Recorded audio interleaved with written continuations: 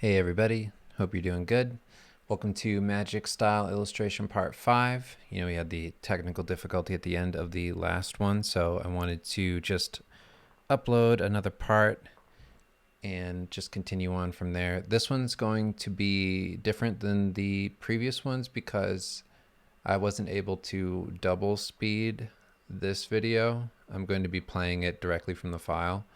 So you're going to see me open up the actual thing here and then just make it full screen and talk over it, which is, whatever, it's fine.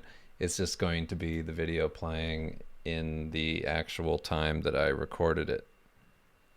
So it's not as sped up. So this is what I'm actually doing when you're watching me paint.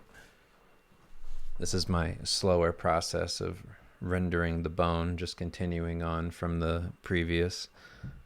And I wanted to make sure that this one came out good because I'm going to be doing the hands here, and the hands are the most important part aside from the face in this illustration in specific, but in character design in a lot of cases as well. And I think it's okay that it's just going to be going in real time because this will give you a better sense of what I'm actually doing. It's a slightly shorter video this time around. We're going to be coming in at around 45 minutes. But let's see. I work my way from the focal of the head out towards the other things, and then the same kind of idea with the hands. I like to think of almost like a ripple away from certain parts of the painting. So you'll have the head be a focus, and then you ripple away from that. And then the same thing with the hand, and you ripple away from that. And as it gets further and further away, you do less rendering and more implication. It's more like the further you get away from those focals, the more you really only need to rely on the values reading. And this is pretty specific to what I'm doing right now, in a sense that the drawing's there, so I don't need to do too much more to it to make it look really finished. As long as the values work and the structure's still in place, it should be fine. But that's how I think of it. I feel like that's an easier way to kind of conceptually see how you're going to be looking at your piece rendering. The handle on the sword is leather here, which is the texture I'm kind of trying to paint right now.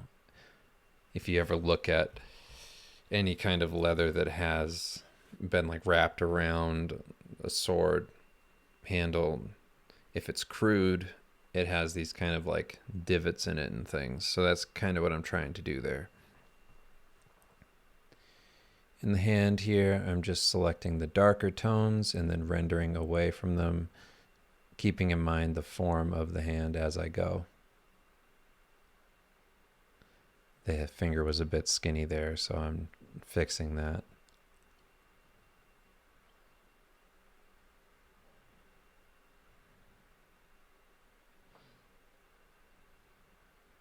Yeah, just selecting in, rendering.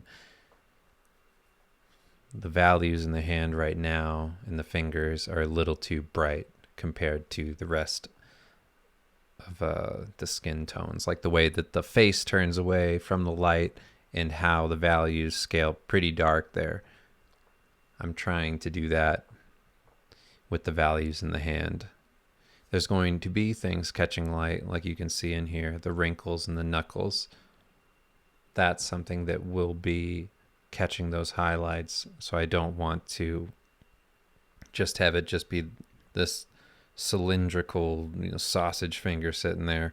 It's going to have wrinkles. It's going to have muscle beneath it. There is bone in these fingers. So I want to keep that in mind when I'm rendering the values peaking along the tops of the fingers themselves. Like, where is that bone going to show through? Where is that going to catch light? Maybe there's cuts and scars in the hand. This character uses their hands all the time. They're going to be grosser than a normal character's hands. That's one thing that you see that's kind of an interesting detail in a lot of paintings that are too referenced, where you can tell that the person they brought in for this character's pose is just, like, let's say they're just like a college student or just a friend of theirs who also does art, and they have these soft hands holding on to swords and weapons.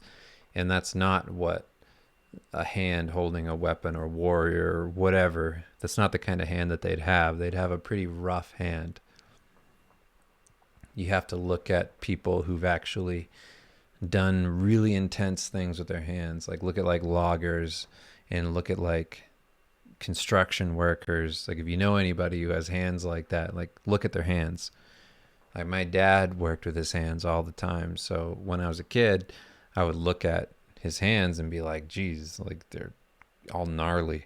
They got these wrinkles in them. He has like old scars. They're always like dry and like kind of like rock hard in some places with callus. And you have to think about those things when you think of your character, who your character is, what do they do in this world. Any little bit of detail like that that you can add adds another layer of believability to what you're doing.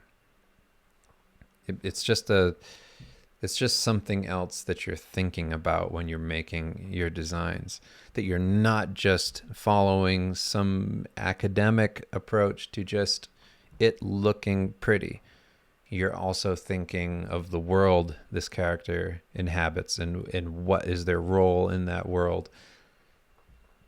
Those little pieces where you might think nobody sees it, but you do. Even if you're not thinking about it, your brain still sees that and creates the character from those little details. Those things inform a lot about a person. Think of when you meet somebody and you see their hands. You can tell, generally speaking, like if you looked at my hands and you met me, you could tell that I probably do something like rub my hands in soap for a living or play or just hold stuffed animals all day. You know what I mean? Just soft hands. I don't do physical labor. I paint. You can tell. I just give hugs or something. All I do is shake people's hands. I just shake dolls' hands all day. That's how you know. When you meet me, you just go, I could probably beat him up.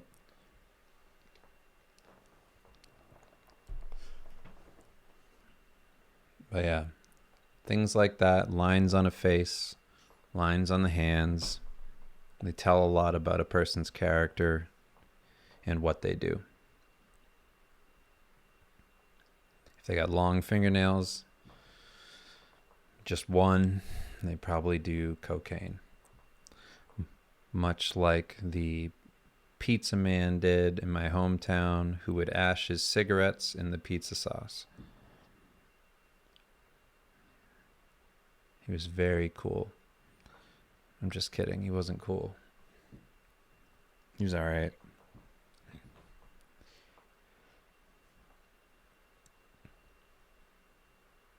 I like working on expressive hands now. It's so important after doing comics. When you're just doing that all the time and you're thinking about expressiveness through hands.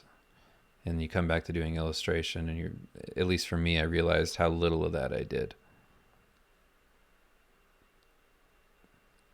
You can't get across emotions the same way in a comic without using the body and elements of the character to express themselves.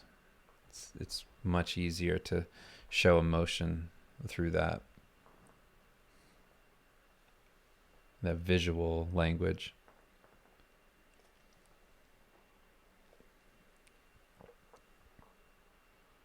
So I'm just trying to give the hands some depth, give them some of those wrapping shapes, imply where that bone is underneath the skin, give it some life, render it up a bit more.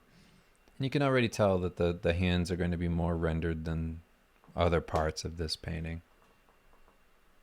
I don't spend a ton of time on rendering. As you can kind of see, it's not like I'm spending hours doing this. I think it's only been like less than 10 minutes that I've been working on these fingers and things. All of that information that I'm painting right now, it all came from the drawing. So if your drawing works, that structure's there, that carries so much of your piece. You don't need to do too much other than that.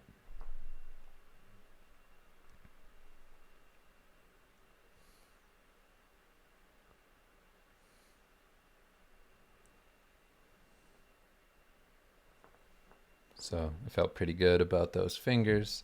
Now moving into the rest of the hand. And I'm going to wrinkle up the hand. And it's not only that I'm trying to get that character across in the hands, but it's also that I'm trying to keep that wrinkled look that the character already has in the face and bring it throughout the whole body, or at least the body that's exposed.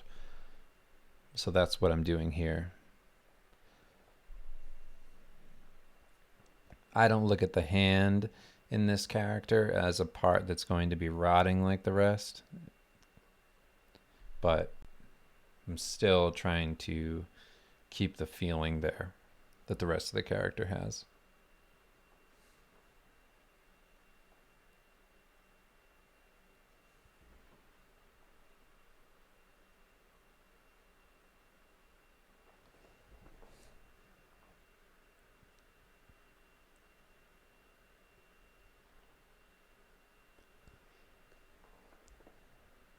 I hope it comes across how easily the way that I did my line work in this kind of blends with the painting.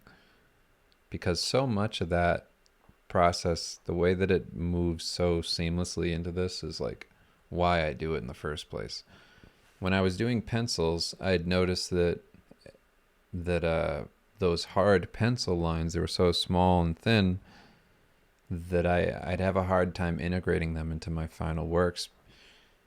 They always felt so sharp, and they felt like they guided the eye in all the wrong places, and I spent so much time rendering that pencil look out that it was almost like, why am I doing all of this work? So instead of that, I do my lines the way I do here, which is almost like I did them with a brush rather than a pencil. In that way, it already feels like a brush stroke. It doesn't feel like such a hard line. It's much easier to bring it into the painting at this stage, at the end.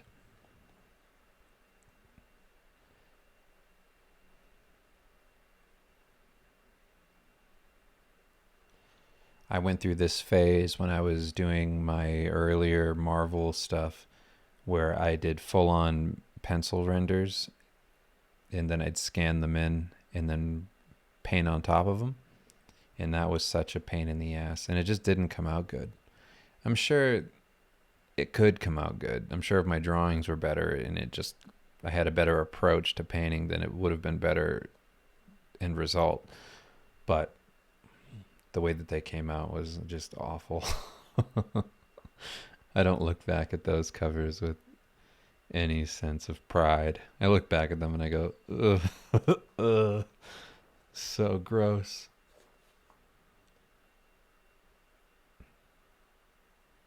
I've just been chasing whatever feels good, whatever gets me excited to paint, whatever that means in my process, I chase it. Because as long as I'm happy doing this, then that's all that matters. It doesn't need to look like a photograph. It just needs to feel good while I'm working on it. I need to be happy with the end result and just enjoy myself. That's what I've been doing, and I've really been chasing that. That's the most important thing to me, painting.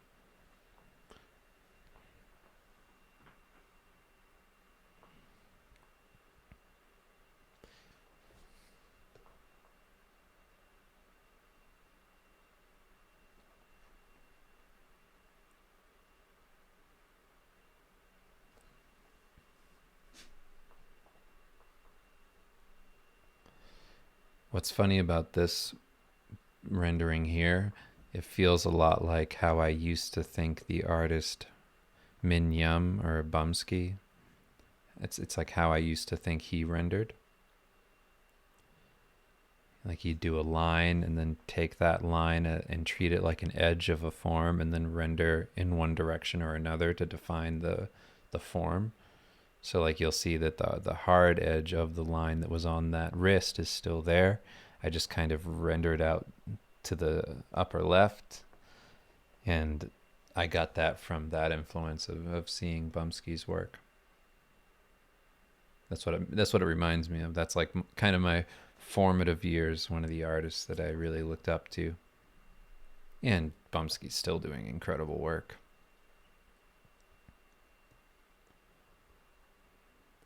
I just don't have. I feel like I learned coming up in the art community, seeing how everybody did things. It's like there are certain artists that I don't have the same brain that they have. I just don't think like they think. I have to lean into my strengths of what can I execute the best.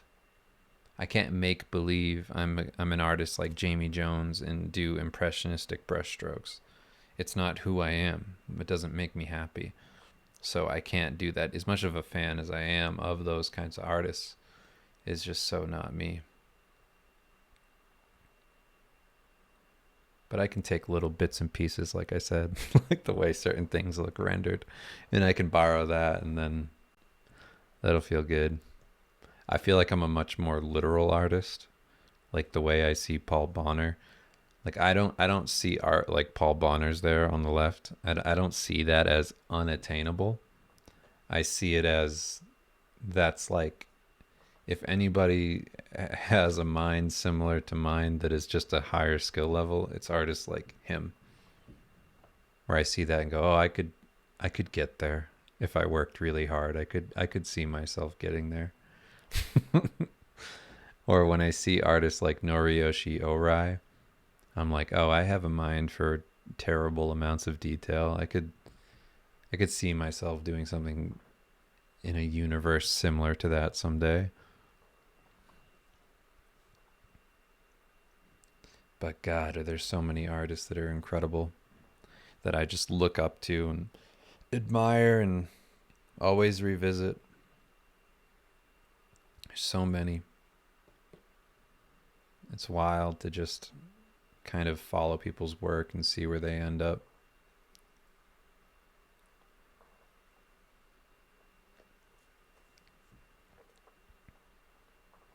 And then there's the artists that you kind of come back to after having done one thing for a while. Then you kind of come back to your old influences. You're like, was that as cool as I remember? Sometimes it's not. And then sometimes it's like, oh, that's even cooler than I remember. Oh, shit. So good. Fuck.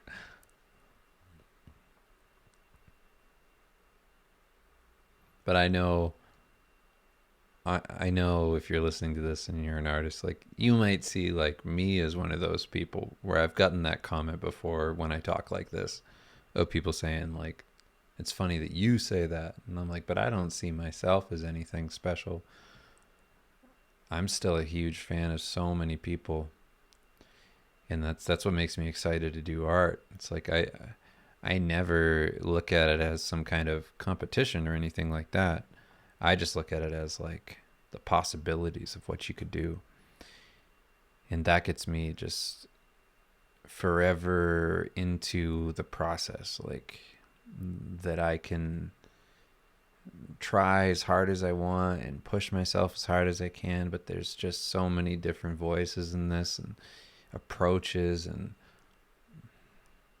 there's just all different ways to get the same kind of results in different styles that you're never going to find an end to this, which I don't find tiring or upsetting like some people do. I've heard that of people saying that, you'll never be good enough. It's like, but that's great. You want something that never has an end, you know? You don't do something for an end. You do it for the whole trip. You want to have a life worth living, and you want to be able to pursue something that's forever going to improve your life and give you something to chase. I think that that's the best part of art. It's endless. You're never going to be a master. That's not the reason you do it.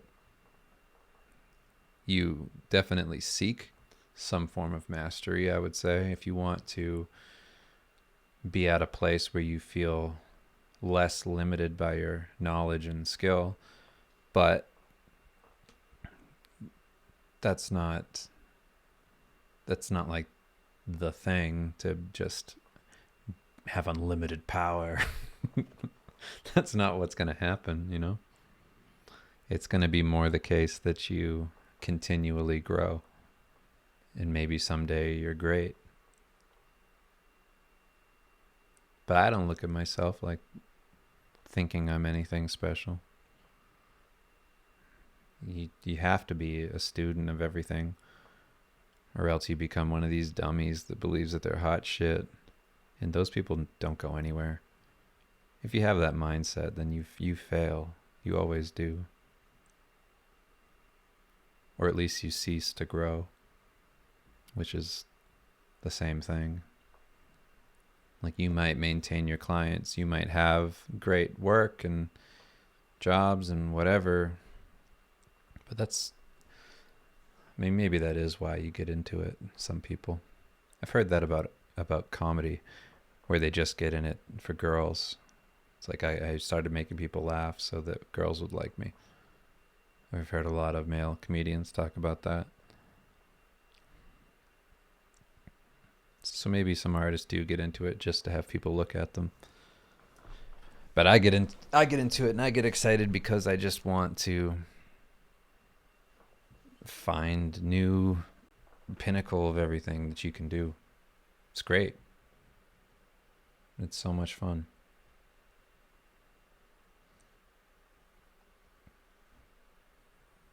You can see as I go through this, it's more or less a whole exercise in just adding values to this until it's not a big flat mess of color. And because my brush is not completely opaque, or it's at 50 whatever 60% opacity, that texture that I laid in Photoshop is still there. It still shows through, but I'm just adding some blending elements to it, adding in some drop shadows, just kind of touching every part of the illustration. And my main goal is to make it not feel flat, make sure that the light makes sense.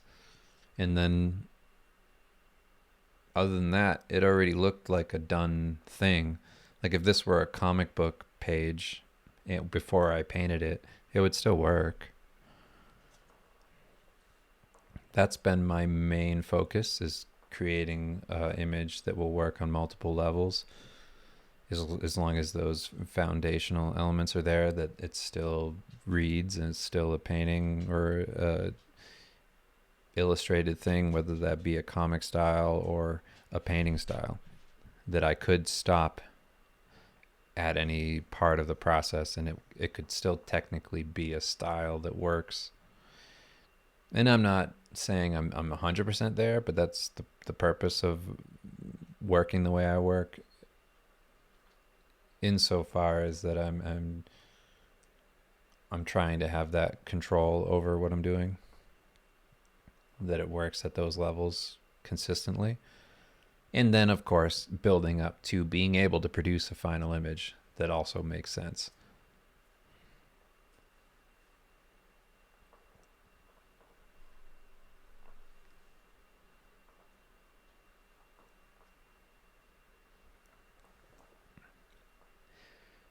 So like the hierarchy of rendering here is that I have a crazy amount of detail going on in the face. There's a good amount of detail and contrast in the hand, but not as much as the face. That's on purpose. And then in the arms here, kind of look how loose that is on the bottom of the arm there. See how I just kind of made a scale from light to dark, blending, going around the arm. You don't need to do more than that, really. You can get away with that, and it'll still work as a final thing. And that's what I mean. As you move away from those parts, just do less and less, and it'll be fine. You don't need to overdo it.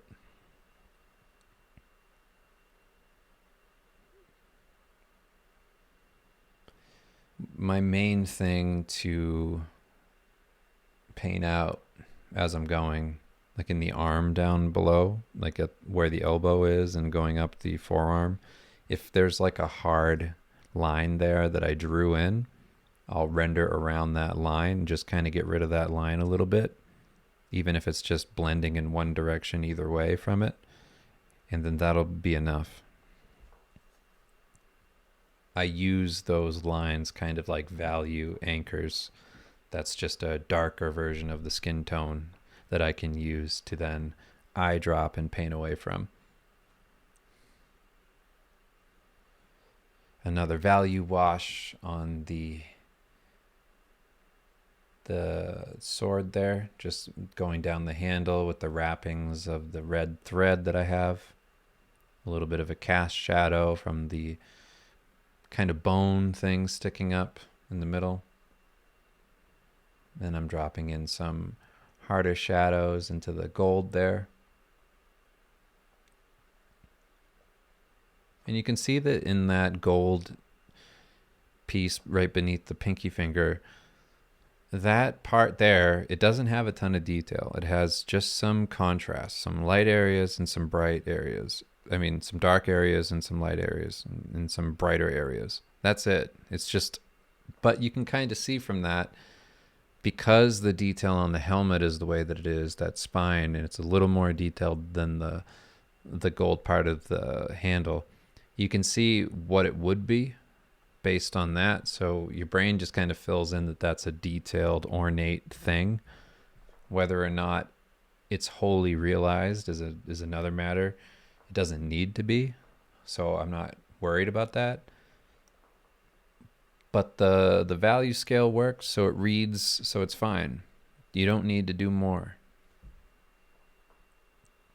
I made the mistake constantly when I did magic early on and when I did all my illustrations that I would do every piece of chainmail in an armor thing. And if you look at like my Witcher piece that I did, it's fine. It still works. It's broken in the drawing. The drawing is terrible. I spent so much time when I was painting that Witcher piece. If you look up Dave Raposa, I don't know if it was for the Witcher 3. I did it a while ago. It must have been for the Witcher 3. But I did a promo piece for CD Projekt Red. And I just spent forever fixing everything because I didn't do a good enough drawing. And you compensate for not having a good drawing by over rendering and trying to make it look super detailed, and that's what's good about it. Whereas now I'm more into the drawing being what carries it, and that's what's good about it. And you can render over top your drawing and render and render and render and make that super polished. But it's not like you have to do that. Whereas in my old approach, I had to do that, or nothing worked. It just looked like shit. So, I'm glad that I'm not doing that anymore. But I used to do that all the time. That was how I got away with doing illustrations, and it was always so intimidating to go into doing an illustration for a client like that. And I would just think and every time I went into a painting, this is my experience for forever back then, was I would just go, I don't know how I'm going to pull this off. I don't know how I'm going to finish. I don't know how I finished the last piece I did. I have no idea what I'm doing. And that all came from the fact that I couldn't draw. I can't tell you how important it is to just to just draw a lot and learn how to bring it into your process. And if you want to, just copy the exact thing I'm doing if it helps. Just rip me off. You don't have to worry about mimicking me or anything. Just use my techniques. That's the reason I'm doing this. Use it. Find a way to bring it into your process if it makes your life easier. Just try it. It might help you. It helped me so much, and it helped me feel more secure in everything that I did. And to the point where I can schedule my weeks now and just go, okay, I know that if I have 3 illustrations, I can get them done in the next week in a couple days. I know that for a fact. That's crazy. I never had that before. I'd get a magic card, or I'd get a book cover thing or something, and I just go, this could take me 3 weeks, it could take me a month, I don't know, because I just couldn't draw. So I just render the shit out of it and pull up reference for some things and be like, what does a fucking human face look? Sometimes I would reference marketing imagery for video games. So I'd find, I specifically remember on the Garen piece I did for League of Legends. If you go to my website, just daveraposa.com, you go to my portfolio, it's towards the bottom of my portfolio section. And it's this heavily rendered, it's totally broken in the structure, but it's like a heavily rendered, going for like photo real 3D model kind of vibe. And I was looking at Gears of War marketing imagery for the way that they had rendered the faces with high contrast. And I pretty much was like, I didn't reference them as in, I didn't copy a pose or anything like that. I was just looking at how they did their lighting. And I was more trying to reference their values. And that was how I got through that, was just looking at multiple CG models for different video game marketing ad campaigns, because they'd post up like really high res imagery for those games on Google. So I'd just be able to Google that stuff, get the biggest resolution of those images possible.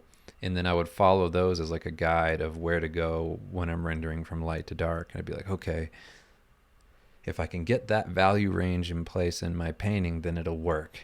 It'll be real looking. That'll be fine. And I'd survive those paintings like that.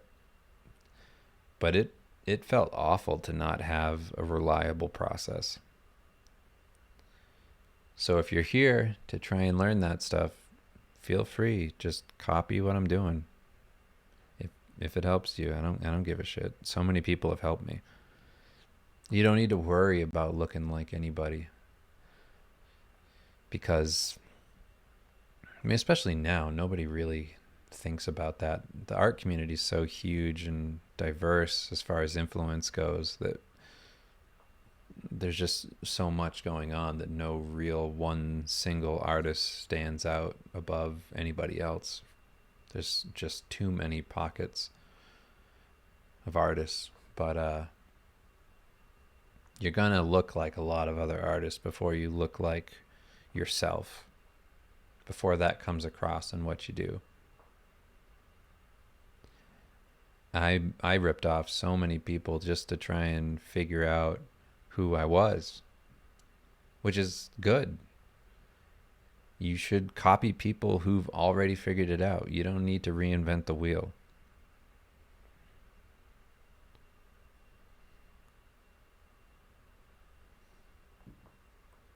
This is little tiny detail work in the veins and the arm. I really like when I'm looking at a character and there's forms on an arm, right? And then there's forms on top of those forms. It always sells the realism of it to me. And I just love the way that looks, how it like lays across shadowed areas and pops up a bit. So that's what that is. It's like wrinkly veins and things. I always thought that looked so cool. So that's what I'm doing in the arm there. Just trying to get that to give the same feel that I see in my mind when I think of those kind of forms in other people's artwork. Paul Bonner does it. If you look over at the painting on the left, he does it on the arm there with some veins and some wrinkles and things. Dude's textures are unbelievable. Fuck.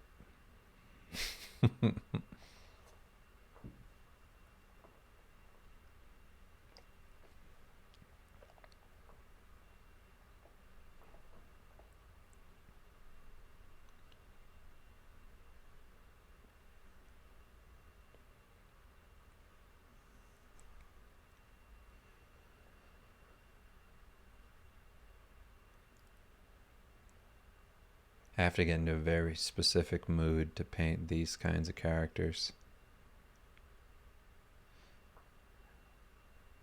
I should probably post up the playlists and things that I use to get into different modes. I do that with writing too, where if I come up with an idea, I have a playlist surrounding that idea, and I'll go back to the handful of songs that make me think of the scenes in the comic or something, and I'll just kind of live in that a bit and then write stuff while I think about it.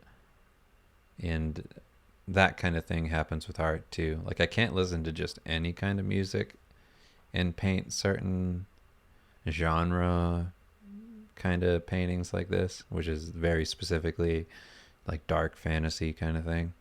I really need to get in the mode for that. It helps at least to have some kind of soundtrack to that makes you feel like, oh, it's from a movie, or even if it's just like heavy metal music or something.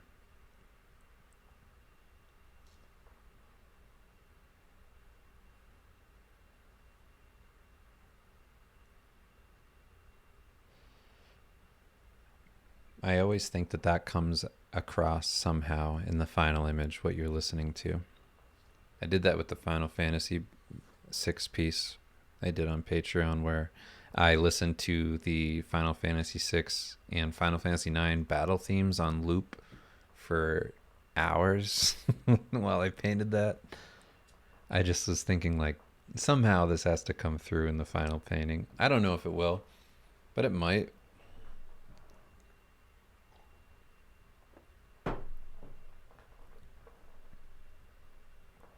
You hope, you know.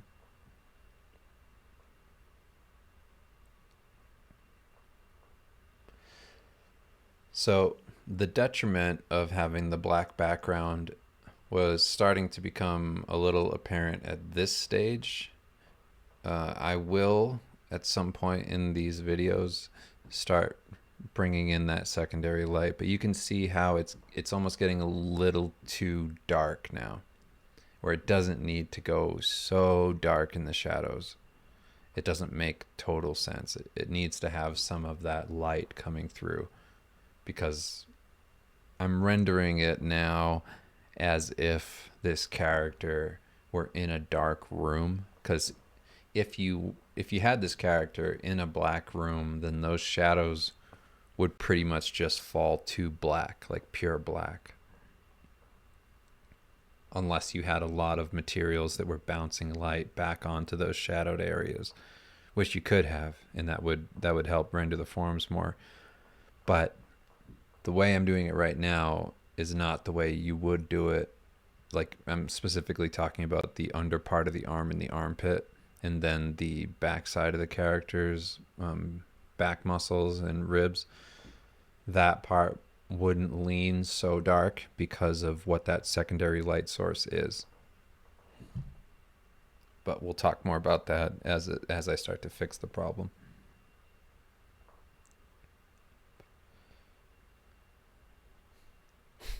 So I made this rib cage and all the guts and all that. It's like, of course, why do I always make this stuff so detailed?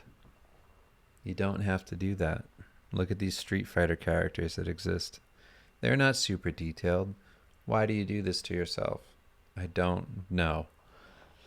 I don't know why I always do it, but I always do. If it's up to me and I'm making a character, they are absolutely covered in shit. That's the one thing you can guarantee from my personal paintings, is that if I'm drawing a character and they're in a fantasy world, then fuck me, they're going to be covered in shit. And that's what's happening. It's like, fuck. Why do I do this to myself?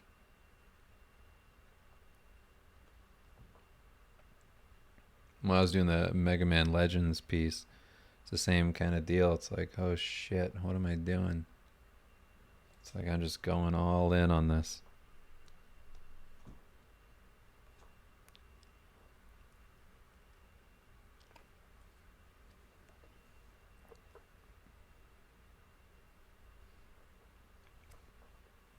And that Mega Man Legends piece is all simplified characters too. And even then, rendered it too much. Well, not too much, but I just, if only I could control myself with detail. Why do I do it?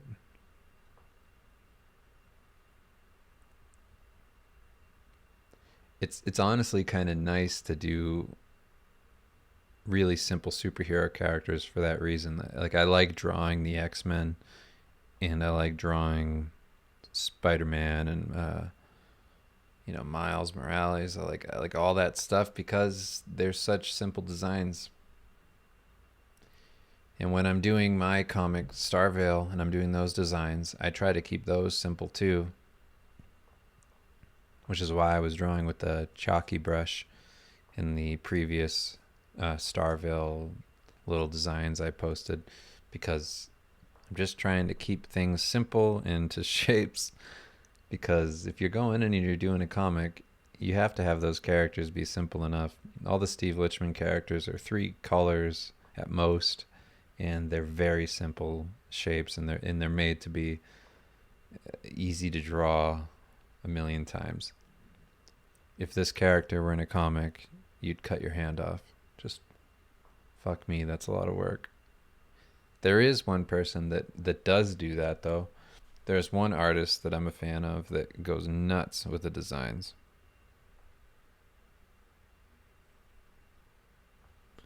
I'm going to try and find him for you so that I can give you his name.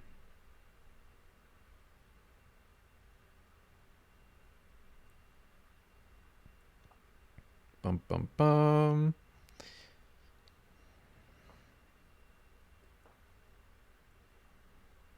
I'm probably not going to find it. Well, it's this guy who does these really crazy comic books, and they're his own thing. It's like about it's kind of like a steampunky thing. It's like a take on the Catholic Church and whatever, like angels and demons and all that stuff, but rendered in such a crazy way. He works for DC. He does some variant stuff, and I think he worked on Aquaman. He did a lot of heavy pencil rendering, super detailed, but his own personal comic, he has characters like this that are on multiple pages, and you're just looking at it like, why do you do this to yourself? That's fucking wild. And they're watercolor too. It's like fully drawn pencils and then painted with like gouache and watercolor. It's like, fuck, that's insane. I went ahead and bought poster paints, by the way, which are the paints that they use to paint anime backgrounds. So like the Studio Ghibli stuff, I literally went and bought the same exact paint that they use. And I'm going to try and do some work with that. I don't know how that's going to come along, but I'm going to go for it. See if I can't make something cool happen. Maybe that'll be a future thing. I'm excited because what I'm doing here on the screen is similar to what I've seen them do with the poster paints. So I'm pretty hopeful that I can get a similar vibe to what I'm doing in my process digitally, traditionally, without leaning into full-on watercolor. So I'm letting those forms read the way I do here, just by cast shadows, light to dark, minimal detail, more implied detail than anything. letting the focals be the focals. That's the purpose.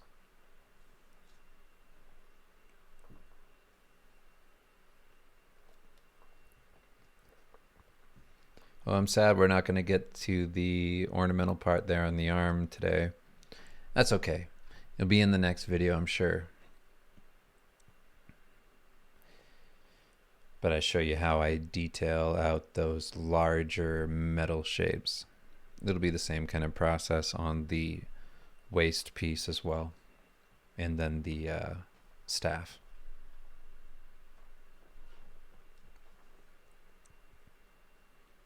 Yeah, we're just about at the end of this one, so I'm going to put up the hold screen. There's only a couple seconds left in this video. And then, yeah, we're going to jump into the next part, part 6. More rendering forever. That's what the rest of this is. And then I think the next part really where we're going to talk about a bit more design is going to be when I start on the background. The background, like I mentioned before, is going to be a big planet with clouds in front of it, because I need the light source that's hitting this character from the front to be a light source that makes sense, and not just like a big sun behind him and then a sun in front of him, and somehow he's dropping into these dark shadows without that big sun behind him blowing those shadows out. So I had to fix that. And then that's when we'll be talking a bit more about process and kind of how I'm working through it. So I hope that this was helpful. I appreciate your support and for following along with this video. Let me know if you have any questions or things you'd like for me to cover in the next part. And I'll talk to you later. Have a good night, day. See you in part 6.